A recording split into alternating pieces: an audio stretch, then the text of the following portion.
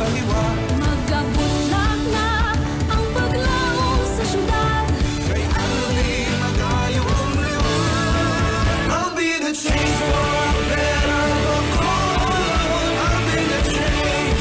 I'll be inspired. I'll be the change for a sense of Bacolod. May paglaong aksyon, isingit na mo. I'll be the change for a better Bacolod. I'll be the change. I'll be inspired. I'll be the change for a sense of Bacolod. May paglaong aksyon, isingit na mo. I'll be the change. I'll be the change.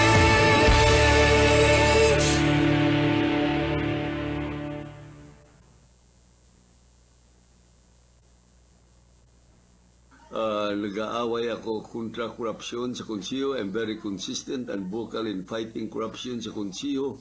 In my 3 terms as city councilor, wala tagid ka magipabayan. I serve you with all honesty and integrity. I did not fail you. I serve you. Genuine public service halin sang una. Malipayon nga Pasko kag mahamungayaon nga bagong tuig sa inyong tanan. Ini si Vice Mayor Gav Villasin sa siyudad sang Talisay, padayon sa serbisyo nga may tagipusoon. But that's why what is important is to forgive and forget whatever nga may mga diferensya ng isa-isa. And that is the only gift that you can give to me. Remember that. And that is what I am asking from each and every one of you. And I would like you to promise each and every one here.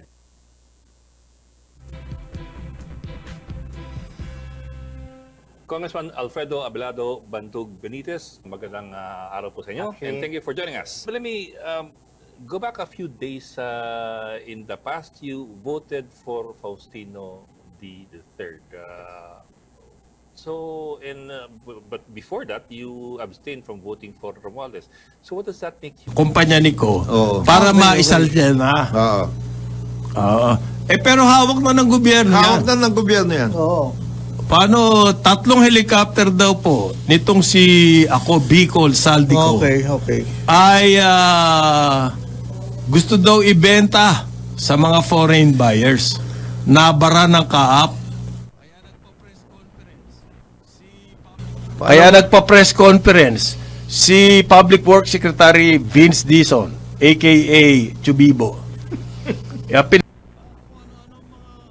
Pati kaap, ano? Oo. Kaap, pinasok niya. No? May plano raw, ano ba, pulis ba ang trabaho nito? Ano ba talaga trabaho?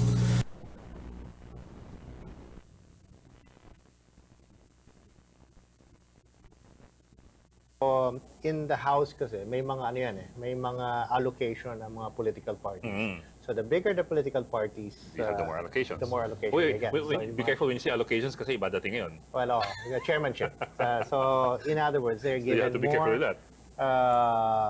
the selection of chairmanships that they can appoint. Yeah. The chairmanships and the leadership positions, for example. leadership mga positions. majority Tama and yan. deputy speakers. Okay. So you're not going to be getting any of those. I know wala pang announcements as far as going down the line after the speaker. Wala pang announcements. Wala pa, no? What's Kasi going to they'd happen? like to ensure na matapos muna yung budget process. Mm-hmm. Kasi ilang linggo na lang, di ba? We have to send it to the Senate. So if we start talking about changes in chairmanship, changes in positions, leadership, baka ma-delay yung budget. So we'll make sure that the budget is finished on time before we start talking about major changes in leadership selection. But there's no concern at all na walang changes sa leadership ng committees. For example, Appropriations Committee, considering that, of course, this is a carryover from the previous leadership. Well, yes, but this is not the same as the former APRO chair. As a 19th, Hindi na si Saldico as a to. So this 19th is Congress. totally new individual. And hindi lang yun. All budget hearings now are actually, they can be viewed publicly. Diba? So you can watch it sa Facebook. Wala nang tinatago. okay. That's what the new leadership is trying to project. Now, this is under Swansing. Yes, yeah, Speaker Mr. Swansing. Swansing. Actually, she also made quite a few announcements on reforms dun sa budget process. But I'll get to that later. I do also want to get your opinion about those proposed reforms in the budget process. Pero sir, ang dami kasing naiwan na question marks. Even with the replacement of Speaker Romualdez, ang dami pa mga pending eh. Well, Zaldico is the biggest question mark that's been left pending. There are a lot of questions as to whether or not the Congress has the authority or the power to require him to come back. Does it? I think Speaker D made the first step already. He canceled the travel order. So he is expected to return because he has no more authority to travel. Whether he will do that or not, I do not know. But para siya yung missing key The in missing all link. of this. Di ba? So everybody's pointing to him and he is probably has all the answers to our questions. So ngayon, ang question is accountability. Sino ba ang accountable? Sino ba dapat ang managot sa mga issues at sa mga problema that we are now discussing? And, well, you've heard the Senate, you've heard, well, sa House, wag na natin pag-usapan yung House kasi it seems to be that there's a cover-up happening with every time there's a hearing. It's not going towards the direction that we feel would be the right direction to take. Wait, are you talking about the Infracom? The TRICOM, di ba? The TRICOM is the Infracom, di ba? It's The public Infracom, accounts and yes. public works and Kasi for example, di ba, Congressman Toby had to go to the Senate to show what he that knew. was unusual. Unusual, di ba? And he tried to do that sa House. Pero pinigilan siya. So I think the House TRICOM has lost its credibility to go after this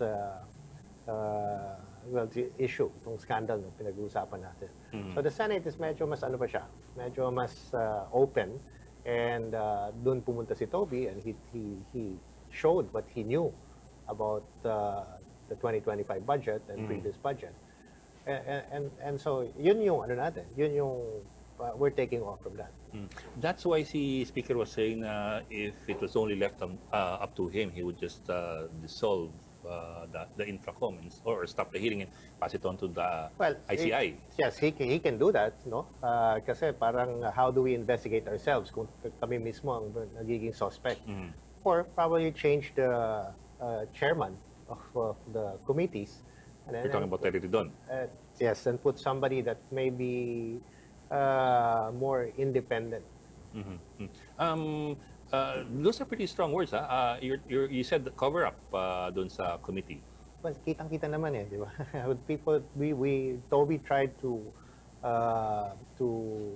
present his information on what he knew, and di ba, we tried to call Zaldico, but tried to call Benji Magalong, Mayor Benji, and it did not happen. Terry Ridon was known to be a progressive congressman from way back. Nung I siya agree. nasa kabataan I na agree. party list, I remember right. Ano pa yun eh, Makabayan Block pa yan dati. Exactly. Until now. But he is now a party list that was majority elected from Bicol. Diba? So, and Zaldico is coming from Bicol. Ako, Bicol is coming from that part of the town. Okay, some very good points there that you pointed out. But at the same time, yes, Zaldico is the biggest problematic phase that we have. But is he the only phase? I mean, maliban kay Zaldico tsaka kay Speaker Romualdez, you're talking about what, 317 congressmen, almost all of them scot-free. Siyempre, it's not just going to be him. There are others that are being mentioned involved, right? The speakers, former speaker, has actually been That's right, mentioned, former speaker, yeah. right? Diba? And then a few others. And so that's the reason why it's very crucial that Zaldico is brought back here para we can find out sino-sino pa ba ang mga involved dito. But I heard from the independent commission, no? They've been interviewing, they've been asking those that have, kumbaga, started telling all. No? Kasi ngayon, medyo ano na eh, medyo you can feel the heat, especially for those Daming lalabasan DPWH officials. Marami na naglalabasan. And I think the Senate earlier the hearings sa Blue Ribbon, may mga nagte-testify na binabaliktad na yung dati nilang mga testimonies. Si Alcantara, biglang kumanta eh. Bilang kumanta na yan, and so more will come. And I heard that the Independent Commission has probably now investigating a couple of mga congressmen and legislators. Hindi lang to, I think, 2, 3. I heard it goes as high as 60. But my question is more of this. I know Zaldico is instrumental in a lot of things, but he's far and away in Never Neverland. We don't even know when we can get him back. Not unless you file a case and then he can be extradited. But until then, can't we ask the other legislators who probably have something to do with this as well? Kasi imposible naman na si Zaldi and si former speaker lang. I mean, that was my point kanina. Parang a massive chamber, 317 right now. I suppose we can't just say na silang dalawa lang nakakaalam. There were other legislators who probably had their fingers as well. I won't say in the pie, fingers as well on the ledger. Well, that's the job of the Independent Commission. They will be tasked to invite and investigate all legislators that are probably involved in this scandal, in this corruption issue. And I heard, even I saw it just on social media, that even the president is willing to testify of what he knows sa Independent Commission. So it just shows that this Independent Commission will be the agency or the institution that can properly investigate everyone, irrespective whether you're an elected officials or not. Okay, bubukod ako ng konti. We've been talking about Congress for a while. Bubukod ako ng konti, and let me ask your opinion about this. The President has, since the SONA, the President said, mahiya naman kayo. And people palakpakan mga taong bayan, palakpakan din ng Kongreso. Yun na nga eh. Well, ako pumalakpak, tumayo rin ako. But I've not been a congressman for the past 6 years. Yeah. Right? So I'm not part of this administration. What did you think of that? Nung sabi ng Pangulo, mahiya naman kayo at nagpalakpakan yung mga katabi mo at nagtayo ang iba. Well, yun na nga eh, di ba? Maraming plastic sa amin eh. Di ba? And you can see that some of the kahit na naman sa mga hearing natin, di ba? You can see how they nagagalit sila, they show this as if they were for the people. But people see that it's not the case, di ba? You have testimonies coming from DPWH, mga contractors, that ito na, parang ito yung open secret na alam na ng tao to eh. In fact, buo na yung kwento eh. The narrative, as far as the people are concerned, is already done. It's already parang finished, no? It's just a matter of the prosecution that everybody's been expecting. So dalawang hinahanap na ng taong bayan. It's not just to prosecute, but also to return some of those ill-gotten wealth. Yeah. We'll get there. Pero what I meant to ask was this when the President said mahiya naman kayo, his critics pointed out na parang, bakit yung Pangulo biglang dumistansya at nagsabi, kayo mahiya? Bakit hindi ba siya kasama dapat doon? Kasi he is, sa kanya galing po yung NEP. And I know it's Congress that put together or scrutinized the budget and wrote it, finalized the budget. But in the end, he has a supermajority in Congress. So can he escape, for example, accountability as far as how you influence your people in the legislature? Yeah. You know, when you're talking about, let's say you come from a corporation, right? You may be on top of everything, but you don't know all the details coming out. Diba? That's why you have mga finance department, you have all of these people underneath you supposedly doing what they're supposed to do. So the president is similar, diba? He may not have all the information of what is happening on the ground. And as you can see, diba, kahit nasa DPWH na lang, Secretary Manny Bonoan saying na hindi namin alam eh, diba? We don't have the network, the system to be able to double check that. Pero ang tanong niyan is bakit niya ginawa? Diba? Kung alam niya, kung part siya, kung talagang involved siya, why do it that way? Bakit siya mismo ang nagsabi during sa SONA where everybody was saying, mahiya naman kayo? Bakit pinuntahan pa niya yung Bulacan? to show a ghost project. Bakit pumunta siya sa Baguio? No? Personally seeing all of these projects kung kasama. Kasi it doesn't make sense, di ba? Kung involved ka, kasama ka, hindi mo gagawin yan eh. You would have done it another way. I get you naman, sir. I think the question naman is not so much whether or not the president had his finger in the pie as well and was making money out of it, but more of whether he has accountability with regard to how he manages the people who are in his supermajority. Kasi in the end, it is a supermajority. Yes, pero as you can also see, 'di ba? Sabi naman niya na walang sasantuhin, 'di ba? Whether kaibigan, kamag-anak, kalyado, 'di ba? The investigation will push through and then prosecute. And I have heard him also several times. 'Di ba? For the whole system to be properly implemented, you have to use technology. And he has signed a law saying that we have to put this data, information, everything that's happening all the way down through a modern system that is easily verifiable. You're proposing transparent. blockchains. I propose a blockchain because that is the technology now that allows you not to tamper it. I had to look it up kasi hindi ako familiar sa blockchain. But, for the- Parang online ledger yan that everybody sees it. For the benefit of the viewers who probably, like me, do not know blockchain, alam ko lang kasi kadena. It's a digital ledger recording where transactions are, as you have more participants, they each have a copy. So, That's right. It's harder to manipulate. oh, Diba? kasi you'll have to manipulate everybody. Katulad nito, di ba? Parang if you mention about this small committee, di ba? Every time it comes up, this small committee of 4, and then you find out that the small committee of 4 gagawa pa ng smaller committee of 1 or 2.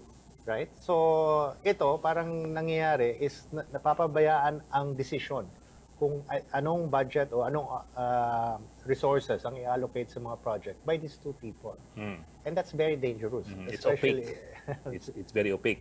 yeah, so kaya nga I propose this blockchain technology para hindi lang sila ang may alam ko anong ginawa nila. And manipulation is not going to be easy because you have to manipulate everybody down the chain, Well, even if that's possible. Well, ang nangyayari kasi sa atin ngayon is because after that, they say, ito na yung budget, parang people just took it for granted. Diba? Yan na yan. Yan na yung pinagkasunduan ng lahat. Okay. Sir, atas ako ng konti, kasi you were a congressman from 2010 to 2019. Yes. So you had 3 terms. You had 3 full terms before you took a break. I remember kasi it was a pork barrel scam of 2012 or 2013. We had this massive rally in the Luneta and everybody took part in it and everybody was so proud na we all railed against the pork barrel system and we changed the pork barrel system. It was rendered unconstitutional. So wala ng pork barrel. But in the end, ng pork barrel na 70 million and 200 million for congressmen and senators, napalitan ng bilyon-bilyones na wala ng limit.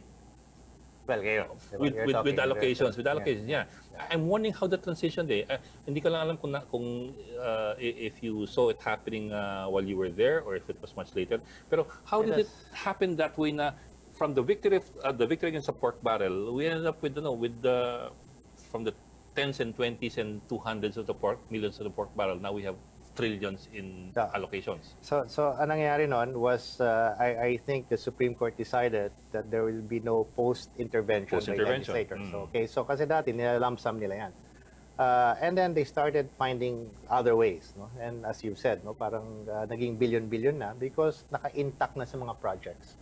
And ang malalaking project na sa DPWH, malalaking infrastructure project nasa kanila. So doon na sila nag-focus. I mean, I guess those who want to take advantage of the situation, kung paano nila gagatasan, so to speak, ang mga projects ng government. And if you look at the history, diba, I was not a congressman then, but during the previous administration, it was rock netting. Ito yung mga juicy projects na talagang yung mga bakal na net. Yung bakal na nalalagay dun sa mga slope protection, di ba? And these projects are actually high margins and malalaking amounts na linalagay sa kanila, di ba? And then after rock netting, it became flood control. So hindi natin alam kung ano baging next mutation itong systemic plunder of our resources.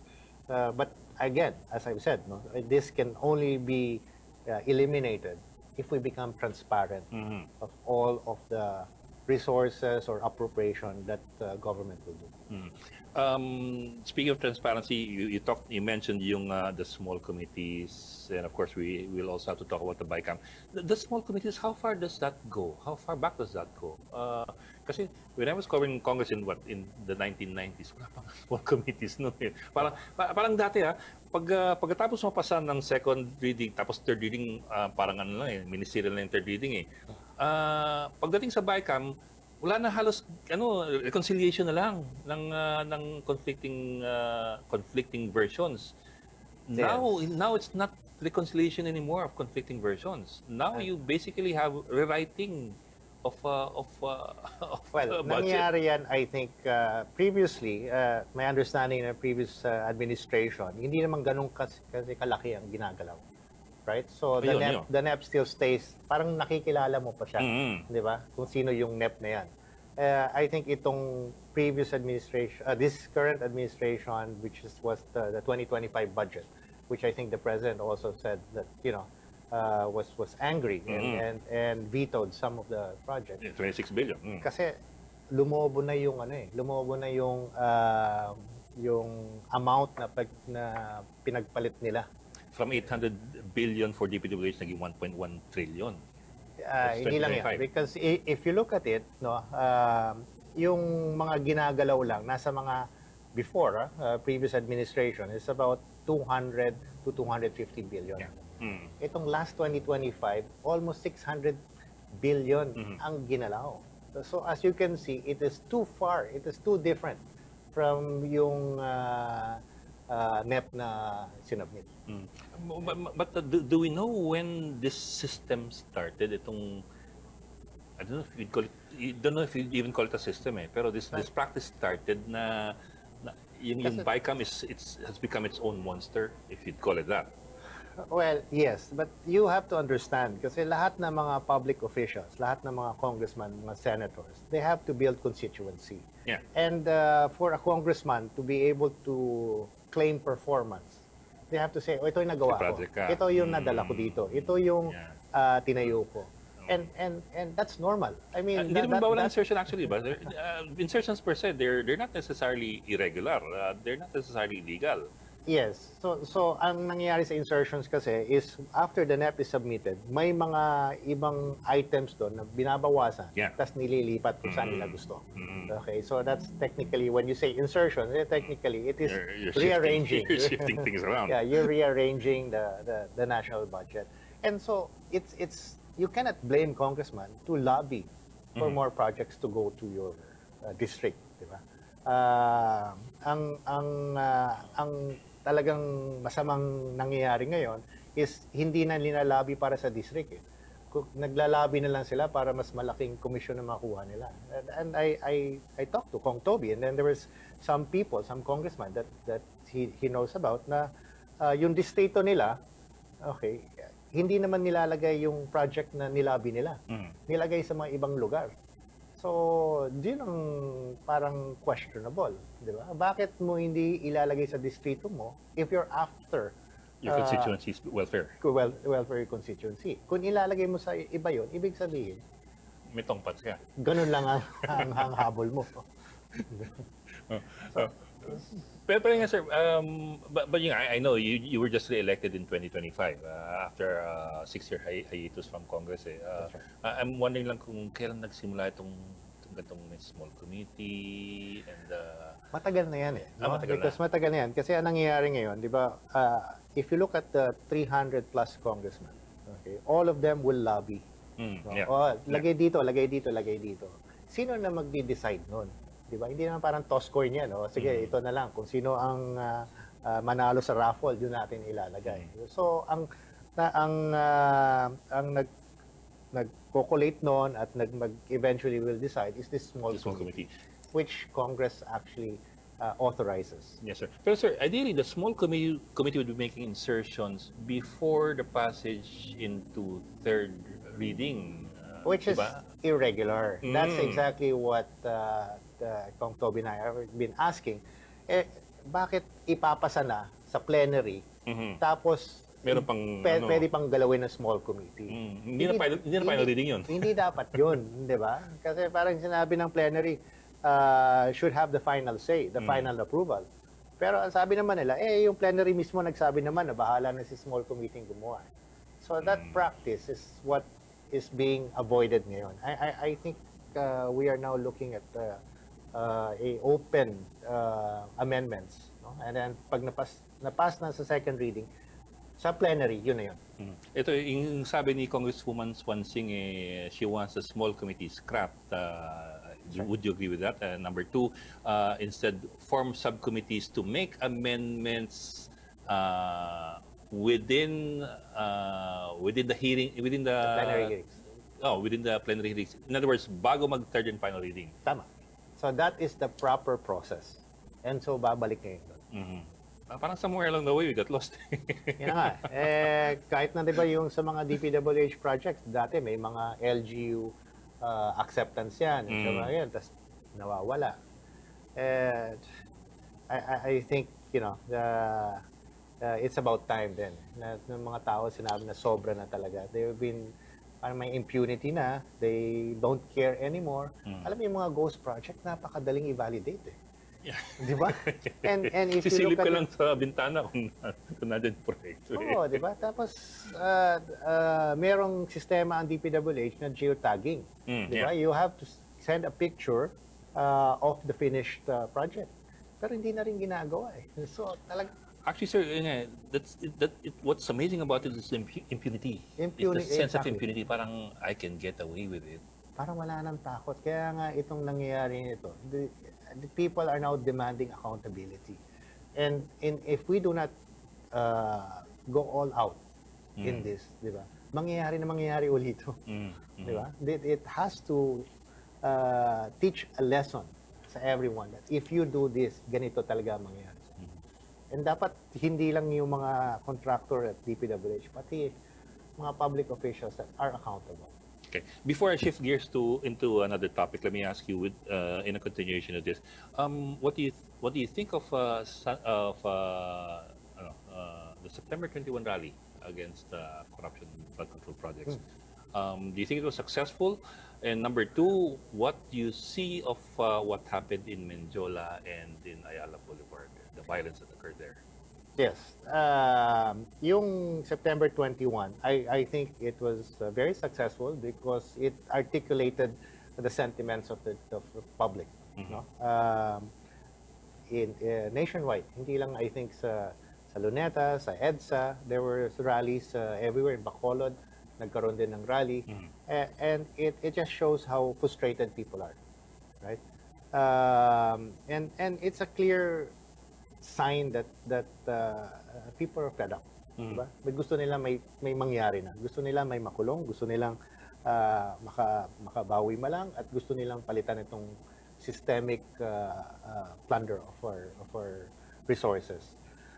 Yung sa Menjola, I think is more Any point of concern there with what happened in Menjola? What Secretary John Vic was saying, these are people who actually have parang wants to destabilize government. Ano na yun? Iba na yung gusto nila eh. Remember, the September 21 was supposed to be a peaceful rally, and it was supposed to show what people are feeling ngayon. Diba? It has nothing to do. In fact, some people are saying na hindi naman parang hingin na palitan ng gobyerno and all those things. It was just to show the sentiments of the people that galit na sila. Diba? So yung mga ibang group na yun, I think had different interests. What do you think is going to happen? There will be accountable persons to be filed in court. There will be cases filed in court. I'm almost sure that there will be cases filed for contractors, the DPWH officials, and a few legislators.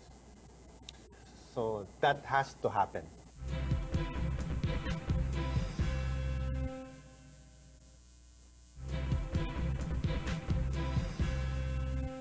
sabi ng Pangulo, mahiya naman kayo at nagpalakpakan yung mga katabi mo at nagtayo ang iba. Well, yun na nga di ba? Maraming plastic sa amin eh.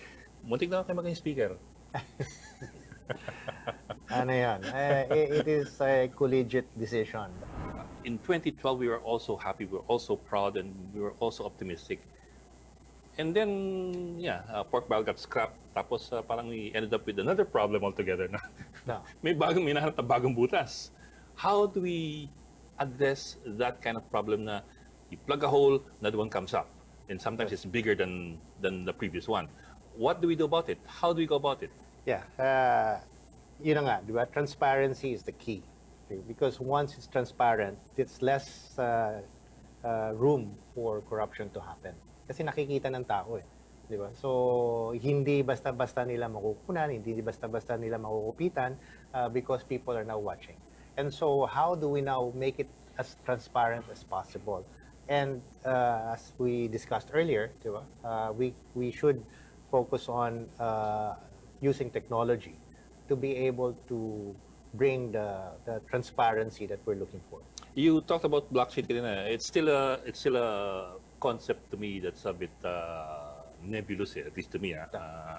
How, for example, how do you use blockchain in something like this, something like the budget?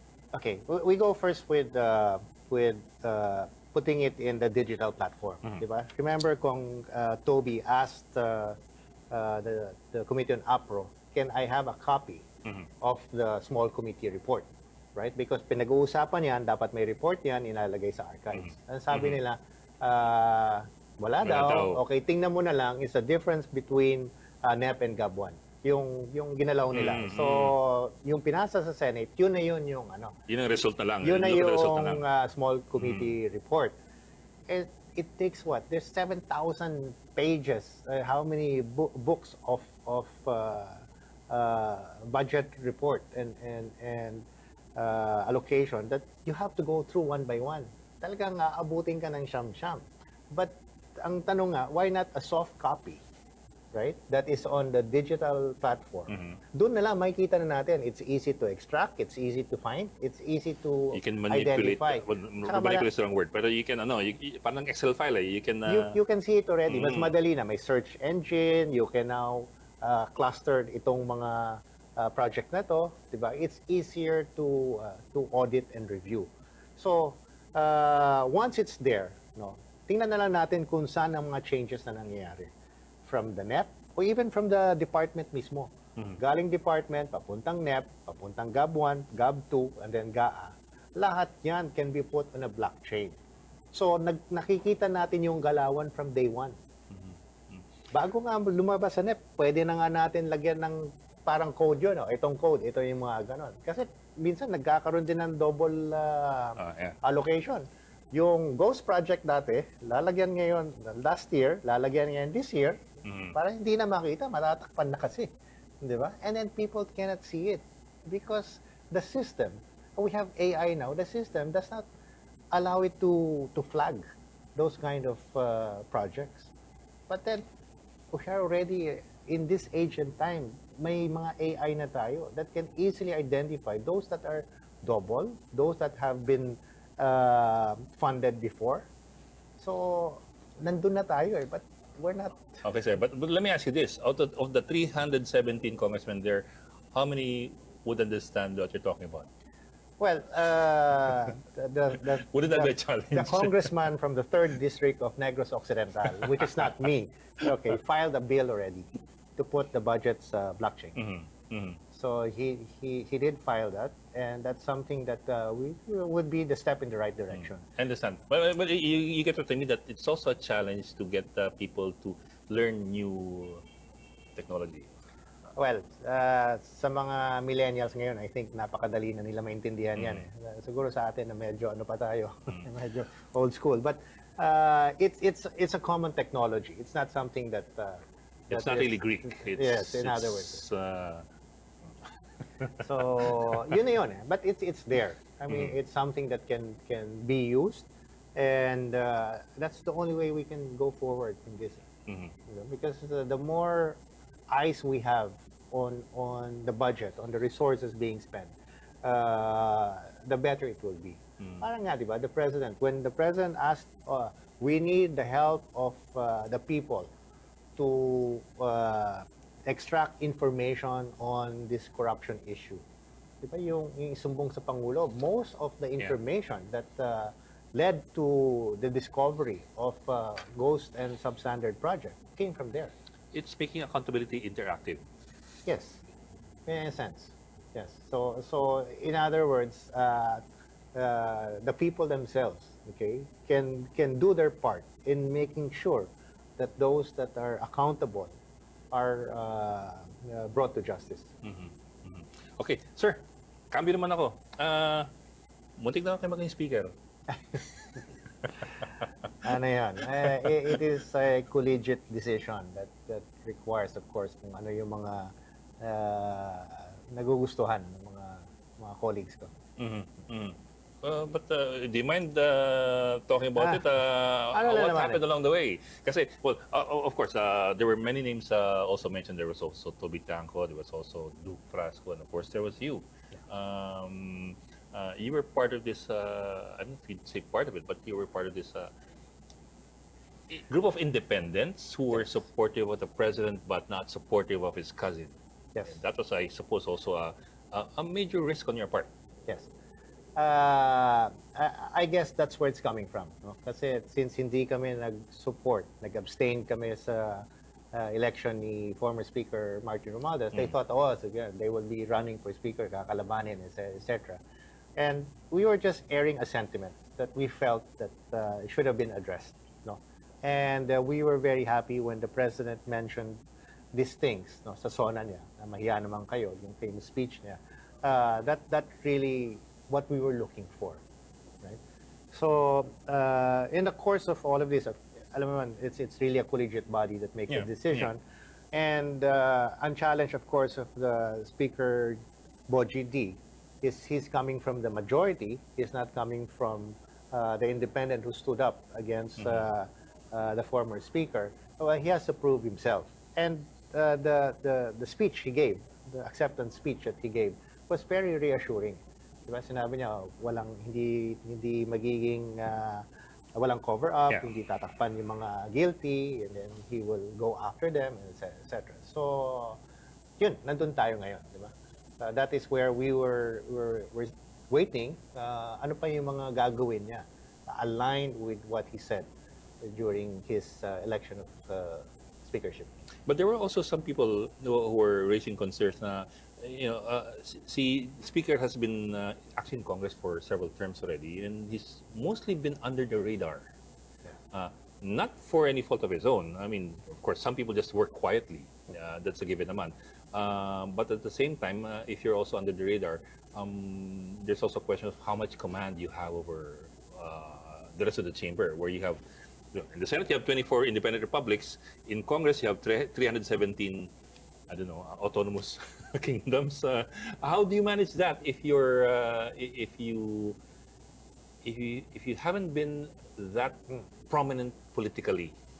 Well, Would that be difficult? I think sa lower house naman, people follow the leadership. No? So there is a consensus already. He was voted by 250 plus, no? Almost the same number As a speaker, as the the former speaker. So that is already a sizable mandate to begin with. And something nice is what he said during his election. And people will hold on to that. So let's see. Let's give him a chance, because he's so far doing the right things. No, he canceled the travel authority of Congressman Saldico, and he's been meeting people. Wala pang 1 week, di ba? It's So true. let's give him the chance to perform what he has to do. On the other hand, he has made a declaration that may, I emphasize the word may not sit well with some congressmen. Sabi ni Speaker, kung siya lang, lalabas yung salin niya. I don't know how controversial that is with all the other congressmen. But that should be now the standard, because we are all suspects. We cannot bring back the trust of the people kung meron pa rin tayong tinatago. Diba? When you enter public office, it's a public trust. So let all of those details, lahat ng mga maliliit na yan, should not be held back, okay, to show and to regain public trust. Kung ako, that's fine. Di ba? Let that be a model now for everybody to follow. Kasi the more that we start keeping things from the public, as I said, di ba, the way to eradicate corruption is really transparency.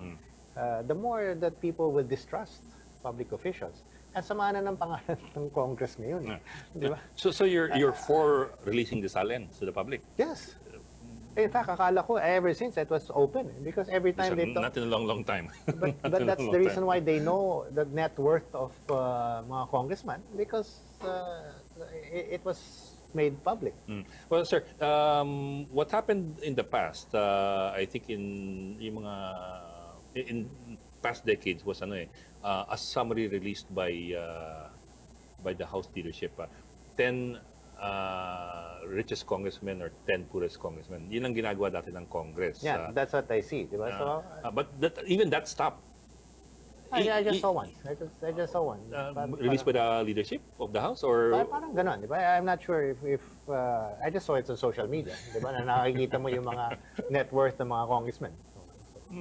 let me look that up. Kasi sir, we haven't seen that in a while eh. Even that stopped after si then Ombudsman Martires released the Memorandum Circular number 1 of 2019 or 2020 where he imposed new regulations on the release of SALNs eh. So, we are now under fire.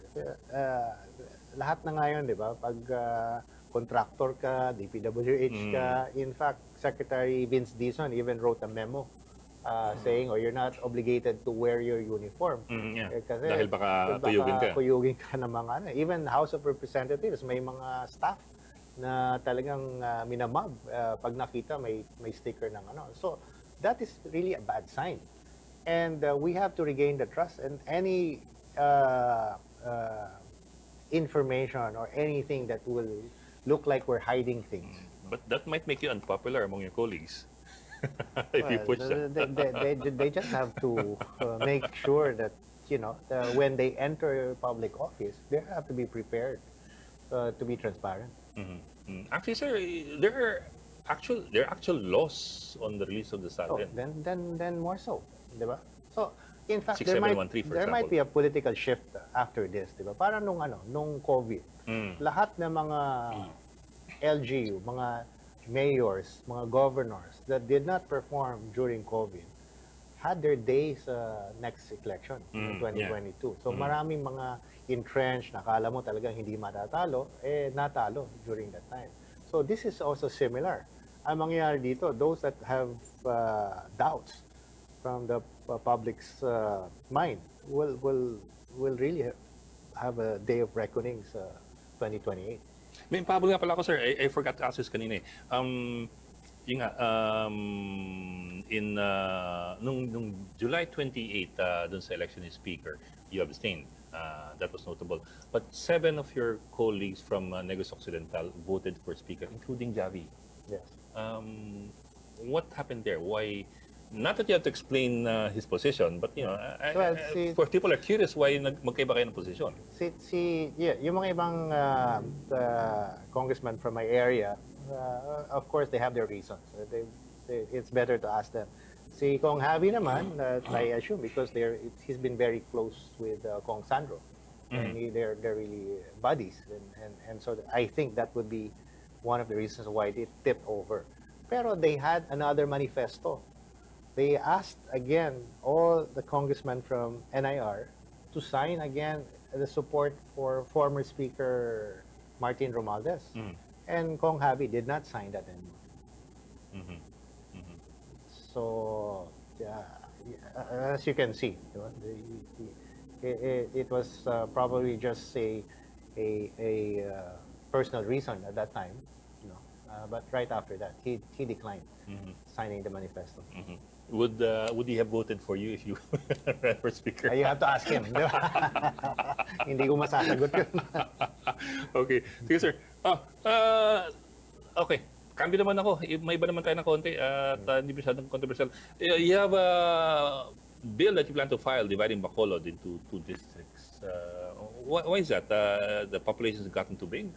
Yes, qualified na Bacolod ever since. I think even last election, it already qualified for redistricting. So, you know, every time you have more representation, diba, you have a better chance of bringing more resources to your district. Yeah. Ideally. So it's as simple as that.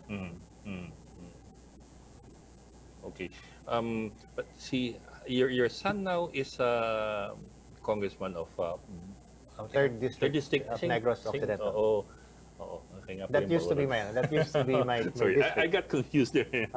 Kaya minsan nga, pag may mga regalong na pinapadala sa mga ibang tao, nagpapasalamat sa akin. Ay, wala man akong pinadala. Yung pala galing sa kanya. Okay, sir. Sige. Pardon me for my mistake there. Ibang issue naman. This big issue that's going to come up by February next year, impeachment of Sa Duterte, at least a possibility of the refiling of the impeachment complaint against Sa Duterte.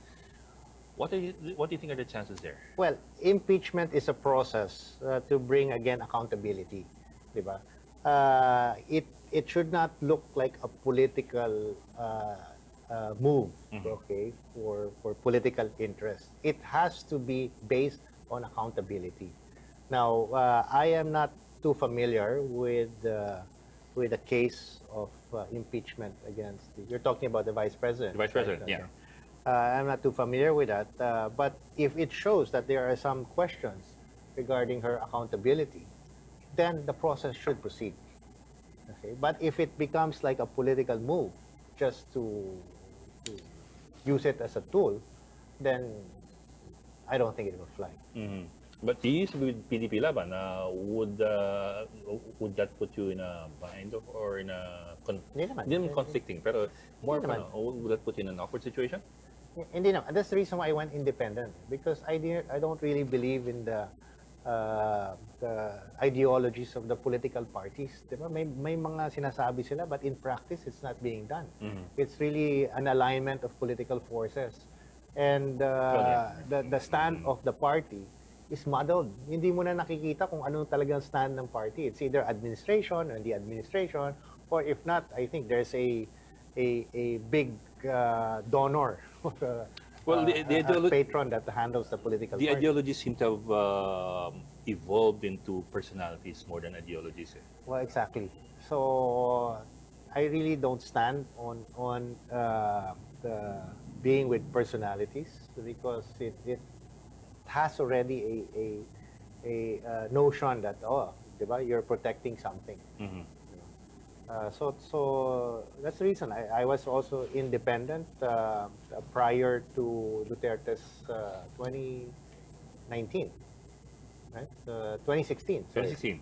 2016, I was independent. I came from liberal and I said, independent na ako. Diba? And then what happens kasi after election, they try to convince me to join the administration party. Ako naman, you know, with looking at a new frontier and may mga pwedeng gawin, then I usually join. So from Yes, sir. liberal to PDP, but after it, Yeah, I was looking at your political history. Nag-Liberal Party nga kayo before you went to PDP in 2015, just right. before the election year. but I became independent in 2016. So in other words, I left the Liberal Party at the end of 2016. But that's also a perpetual, I don't know if you'd call it a problem, but I think of it as a problem, a perpetual problem of a lot of politicians that people keep jumping from party to party depending on who's in power. So Yeah. you don't really have, wala ka naman talagang parang subukan walang panindigan. What do you stand for? Yeah. Yun yung question parati, di ba? So with what we have right now, the political parties are all personality based. Parang people are muddled. Where do you stand? Ano ba talagang tinatayo? And I think that's one of those things that needs to be changed. Okay, sir, we're almost out of time. I'd want to circle back to where we're headed now after this very, very controversial, very, very painful chapter in our political history. what do you expect to happen? I know that sounds so marvelously vague, pero I wonder how you look at the next few months or the next. I shouldn't even say next few years. The next few months for this country. What do you think is going to happen? There will be accountable persons to be filed in court. There will be cases filed in court. I'm almost sure that there will be cases filed for contractors, the DPWH officials, and a few legislators. So that has to happen. I You're think- talking about what should happen. Yes, but I also know that they're building a case already, and anytime soon, cases will be filed. But sir, you're talking about what should happen. I'm also asking, but that's a good point. But I'm also asking, Well, it's not what do you in think will happen? my authority to do that, diba? So I understand also that I was told that they're in the process now of filing the case. So it's gonna happen based on what they tell me, no? And as I've said, it also has to happen, and it has to be everybody that is part of this corruption. Yeah. Okay, without going into names yet because yung iba hindi pa na-file except for the DPWH people. Pero a lot of the names that have cropped up, for example, this morning, have cropped up. In fact, some of them had been to jail already. Yes, I think. But we keep on going around the same cycle. Well, How will things change if they ever will? Well, we have to just accept the system that we have right now. So, it will be filed in court. The court will now have to do their own thing and make sure that they are brought to justice. Now, what justice is something that we'll wait and see what will happen. As you said, they've been in jail and they've been out in jail, etc. Tapos ito na naman. So parang ulit na lang to. Parang naglolokohan na lang ba tayo? Parang pork barrel din naman eh. Oo. Sabagay, pork barrel, bumalik naman in a Bumalik different, na, in a different version. So then maybe we need if you feel if we feel that it's going to be just a cycle of repeating itself and walang talagang justice na nangyayari, then maybe we need to rewrite some of our laws to make it more stringent in penalizing those who did wrong. I'm not putting forward any proposal. I'm just pointing out that parang, we're looking at some of the same people and some of the same issues. Well, we also have to understand that these people are re-elected. Di ba? It also, I think, incumbent on the voters or the electorate to vote wisely. Di ba? We always keep saying that, but We always keep saying that. Every 3 years, you say this, every 3 years. And then pag nandyan, magagalit tayo. Diba? I guess changes also has to happen within ourselves as citizens of this country. Right? And if we can't understand that, then we will be having this kind of situation over and over again. We'll keep having this kind of conversation. Diba? And these kinds Pabalik-balik of na lang, hearings. diba? But I think this time medyo namulat na ang tao. They have seen the danger of what will happen if they don't vote wisely. And actually I'm happy because buong bayan ngayon talagang nakatutok dito eh. Ito na yung parang pinaka prime time na teleserye or Yeah, some actually, sort everybody has an of, opinion now eh. TV series na pinapanood ng lahat. And it affects everybody. Kasi most of the electorate, sasabihin lang nila, wala man akong dyan eh. Wala akong taya.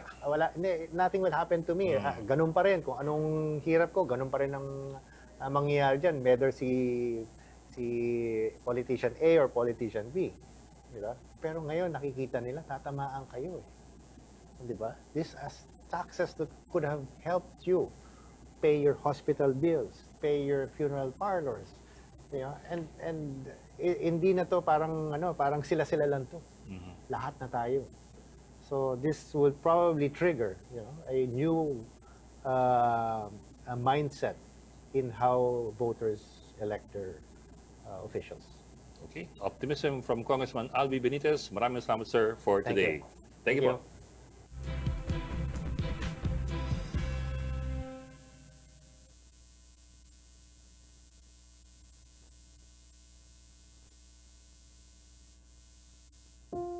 Matatapos na ang taon, wala pa ring ipon. Ho, ho, ho!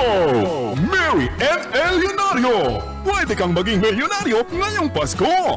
Mag-transact lang sa M. Lulier from October 5 to December 31, 2025! Punta na sa M. Lulier para Christmas ay merrier! Grand draw for Merry M. Leonardo promo is on January 8, 2026. Per DTI Fair Trade Permit number FTEB 238749 series of 2025. Minute Maid Nutri Plus. Help boost your immunity with 200% vitamin C together with proper diet and exercise. Minute Maid Nutri Plus. Help boost your immunity with 200% vitamin C together with proper diet and exercise. Ready na ba sumakay? Sa Tugo Travel, pinasadya gid ang biyahe mo. Libre na ang 50 kilos nga bagahe. May libre pa gid nga pagkaon sa tibuok biyahe. Komportable kag malapad ang mga cabins. May legroom pa. Daw nagbakasyon ka bisag nagabiyahe ka pa lang. Magdamos ang mga aktibidad sa barko pamalipay ang tanan. Mas barato pa kung grupo ka mo nga magbiyahe. Upod ang pamilya o kon barkada. Sulit, saya, sa tugon. I-download ang Tugo app o kung kadto sa pinakamalapit nga Tugo store o kung travel agent. Safe, sulit, saya, sakay na sa tugo. Matatapos na ang taon, wala pa ring ipon. Ho, ho, ho!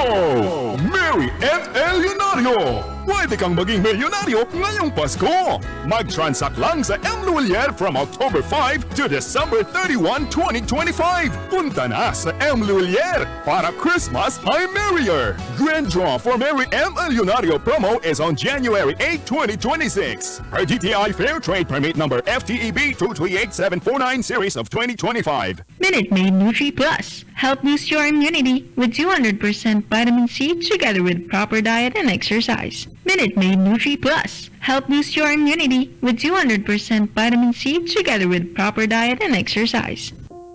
Matatapos na ang taon, wala pa ring ipon. Ho, ho, ho! Merry FL Leonardo! Pwede kang maging milyonaryo ngayong Pasko! Mag-transact lang sa M. Lulier from October 5 to December 31, 2025! Punta na sa M. Lulier para Christmas ay merrier! Grand draw for Merry M. Leonardo promo is on January 8, 2026. Per DTI Fair Trade Permit number FTEB 238749 series of 2025.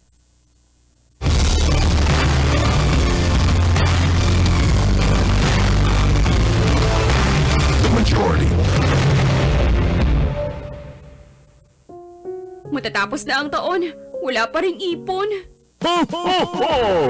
Merry FL Leonardo! Pwede kang maging milyonaryo ngayong Pasko! Mag-transact lang sa M. Lulier from October 5 to December 31, 2025! Punta na sa M. Lulier para Christmas ay merrier! Grand draw for Merry M. Leonardo promo is on January 8, 2026. Per DTI Fair Trade Permit number FTEB 238749 series of 2025. Minute Maid Nutri Plus. Help boost your immunity with 200% vitamin C together with proper diet and exercise. Minute Maid Nutri Plus. Help boost your immunity with 200% vitamin C together with proper diet and exercise. Matatapos na ang taon, wala pa ring ipon. Ho, ho, ho! Merry FL Leonardo! Pwede kang maging milyonaryo ngayong Pasko! Mag-transact lang sa M. Lulier from October 5 to December 31, 2025! Punta na sa M. Lulier para Christmas ay merrier! Grand draw for Merry M. Leonardo promo is on January 8, 2026. Per DTI Fair Trade Permit number FTEB 238749 series of 2025. DYKB Radio Ini si Ronda Art Mixdon, nagaagda sa inyo tanan na magpamati sa Radyo Ronda Puwersa. Pag sa Kasabado, alas 10 ang takna sa aga, kag Domingo nga adlaw, alas 8 ang takna sa aga. Diri lamang sa RPN DYKB 1404 kHz ang Radyo Ronda sang Bacolod. Pulong sang kabuhi programa ginasakdag kag ginapangamuyuan sa mga kauturan sang Hinigaran Fundamental Baptist Church sa Kinsian, Hinigaran, kag mapamatian sa kahanginan alas 6 tubtob alas 6:15 sang aga, Sabado kag Domingo nga adlaw. Madamo gid nga salamat.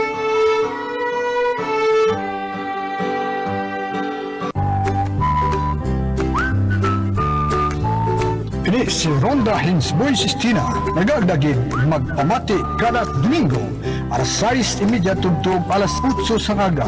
Kapi-kapi sang Radyo Ronda. Kapi-kapi sang Radyo Ronda. Patanin ang Radyo Ronda sang Bacolod. Matatapos na ang taon, wala pa ring ipon. Ho, ho, ho! Merry Leonardo! Pwede kang maging milyonaryo ngayong Pasko!